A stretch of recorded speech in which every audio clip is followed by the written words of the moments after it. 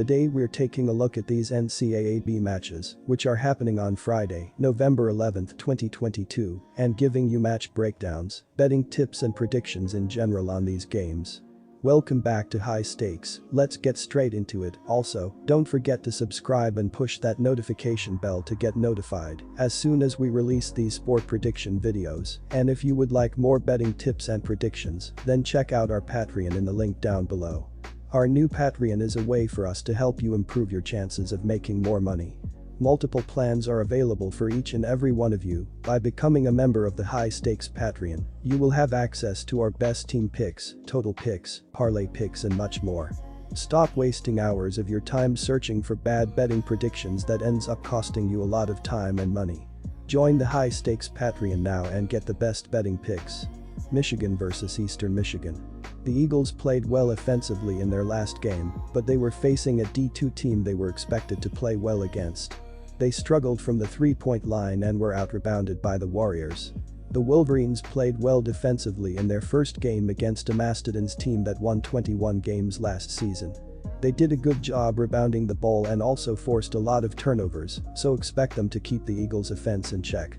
The Wolverines also played well offensively in their first game, making 47% of their shots. They did a good job finding the open man and also protected the ball. The Eagles gave up 66 points against a team they were supposed to dominate and will have a hard time slowing down the Wolverines, so go with Michigan to cover the spread. Take the Michigan Wolverines minus 21.5 points. These defenses had a great showing in their opening games of the season, as we discussed, with the Eagles allowing 66 points, while the Wolverines gave up 56 points on Monday. Both teams were able to force turnovers and get the steal, as Eastern Michigan finished with 10 total steals in their game, while Michigan tallied 7 steals in their victory. The way to keep the total down is to limit the amount of offensive boards, and neither team did too great in that front, as the Eagles finished with 8 offensive rebounds, while the Wolverines had half that number at 4. The under has hit in 7 of the last 8 Eastern Michigan games. Go with under 143.5 points here as well. Virginia vs Monmouth. For the second time in Monmouth head coach King Rice's tenure at Monmouth, his team is changing conferences. Monmouth is now a part of the NCAA just under a decade after leaving the NEC for the MAAC prior to the 2013-14 season. Once again, Rice finds himself having to prepare for a whole new set of teams to compete with in a different league. Tony Bennett begins his 14th season at Virginia with over 300 wins and a national championship to his credit. This season, his team once again finds themselves back in the top 25 as they open the season as the 18th ranked team in the country. Part of the reason for such optimism is that Bennett's team returns all 5 starters from last year's 21-win team. That Cavaliers team was denied a bid into the NCAA tournament and, instead, reached the quarterfinals of the NIT before bowing out. In all, Virginia brings back 7 of its top 8 players and almost 90% of its total minutes played from 2021 to 22. That said, Bennett didn't stand pat, bringing in Ohio transfer Ben Vander Plas and 4 freshmen that could crack his rotation. After sticking with just a 7-man rotation for much of last season, Bennett now has wiggle room to experiment with his roster. Formalities aside, Virginia is going to win this game. The margin, however, should favor taking Monmouth with this many points.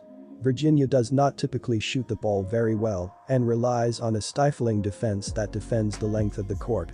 They aren't turnover-driven, but rather hard-nosed and deliberate and effective on the defensive glass.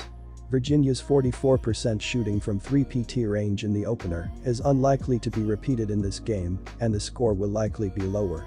Monmouth is not as talented and certainly not as familiar with one another as a team as the Cavaliers are, but Rice and his staff are certainly not uncomfortable competing against Power 5 schools. Virginia will win this one outright, but it will be through its defense and stops rather than a shooting barrage from the Cavs. Take Monmouth with the points. These teams were not able to shoot the ball well at all, as the Hawks were only able to shoot 29.8% from the floor, while the Cavaliers are shooting an average 42.6% from the field right now. The Hawks are going to struggle to shoot the basketball, and this Virginia team is a lot better than what Seton Hall is currently.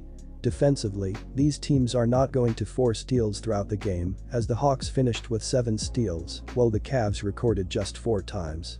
Go with the under to hit in this game as they are doing better on the defensive side of the floor, while these programs are shooting well.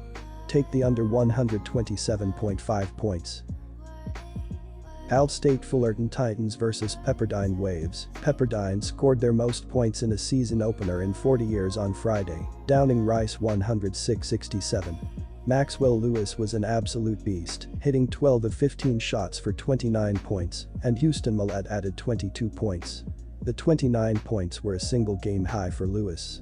Freshman Jeevan Porter lived up to the hype in the first contest at least, scoring 16 points and adding a team-high 7 rebounds.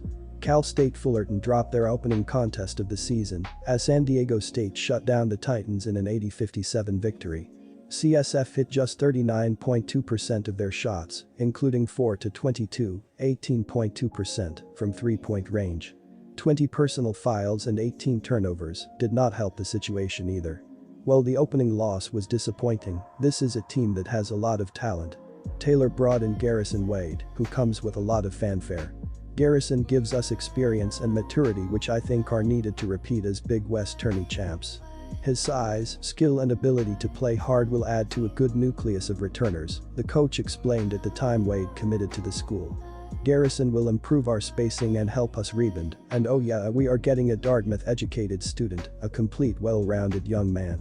He will slowly be worked into the lineup, but in this 4-guard, 1-forward set, he will be a pivotal part of the offense, maybe even by mid-season. CSF is coming off an impressive season and has a coach who is widely recognized for his recruiting prowess and success on the court. However, the same can be said for Pepperdine, who have equally as impressive of a coach. That offsets one another, but a big difference between these teams is that the Waves look deeper. There is simply not enough scoring in this Titans lineup right now. It is part of the reason why this team struggled against San Diego State, especially from outside. CSF needs their guards to hit at least 30% of three-point attempts, but they may take a few weeks to get into a rhythm. That gives Pepperdine a clear chance to blow this game open early and come away with a victory. Take the Pepperdine Waves. Cal State Fullerton is once again going to struggle to score against a fast, athletic team. Fullerton will rely on the perimeter players to jumpstart their offense. Look for Pepperdine to focus on that and control the boards, with size, on both sides of the court. The Titans exceedingly struggled from behind the arc, only knocking down 4 in 22 attempts, or 18%.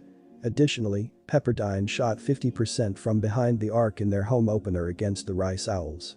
Pepperdine will be on a different court and will not have quite that success. A 40% clip on the same amount of shot attempts is the difference of 9 points. Look for the Pepperdine total to come back down to earth a bit and Fullerton to rest in the low 60s. That formula will easily keep under the total of 147.5.